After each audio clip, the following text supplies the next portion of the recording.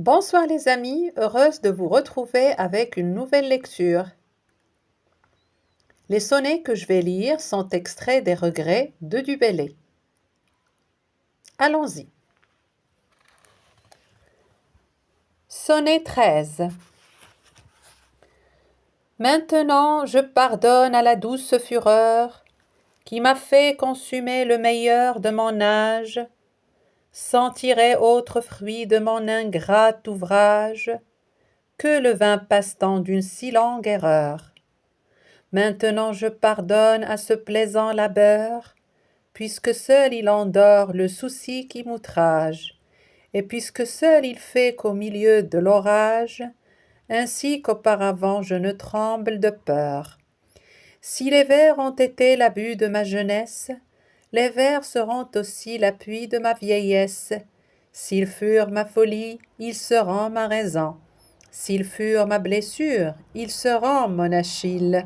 S'ils furent mon venin, le scorpion utile, qui sera de mon mal la seule guérison. Sonnet 14. Si l'importunité d'un créditeur me fâche, les vers m'ôtent l'ennui du fâcheux créditeur. Et si je suis fâché d'un fâcheux serviteur, dessus les vers bouchés, soudain je me défâche. Si quelqu'un dessus moi sa colère délâche, sur les vers je vomis le venin de mon cœur. Et si mon faible esprit est recru du labeur, les vers font que plus frais je retourne à ma tâche. Les vers chassent de moi la molle oisiveté, les vers me font aimer la douce liberté. Les vers chantent pour moi ce que dire je n'ose.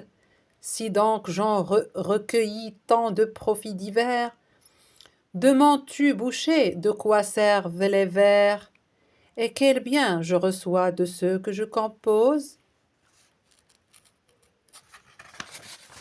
Sonnet 15. Panja, veux-tu savoir quels sont mes passe-temps?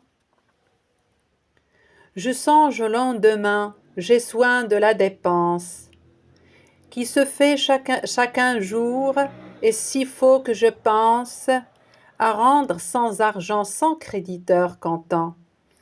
Je vais, je viens, je cours, je ne perds point le temps. Je courtise un banquier, je prends argent d'avance. Quand j'ai dépêché l'un, un autre recommence, et ne fait pas le quart de ce que je prétends. Qui me présente un conte, une lettre, un mémoire, qui me dit que demain est jour de consistoire, qui me rend le cerveau de son propos divers, qui se plaint, qui se deut, qui murmure, qui crie. Avec tout cela, dis Panja, je te prie, ne t'ébahis-tu point comment je fais des vers? Sonnet 16.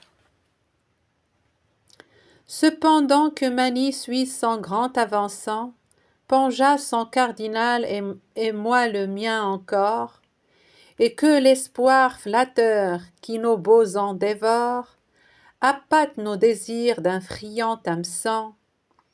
Tu courtises les rois et d'un plus heureux son, chantant l'heure de Henri qui son siècle décore, tu t'honores toi-même et celui qui honore l'honneur que tu lui fais par ta docte chanson. Las, et nous cependant nous consumons notre âge sur le bord inconnu d'un étrange rivage, où le malheur nous fait ces tristes vers chanter, comme on voit quelquefois quand la mort les appelle, arrangés flanc à flanc parmi l'herbe nouvelle, bien loin sur un étang trois cygnes lamentés.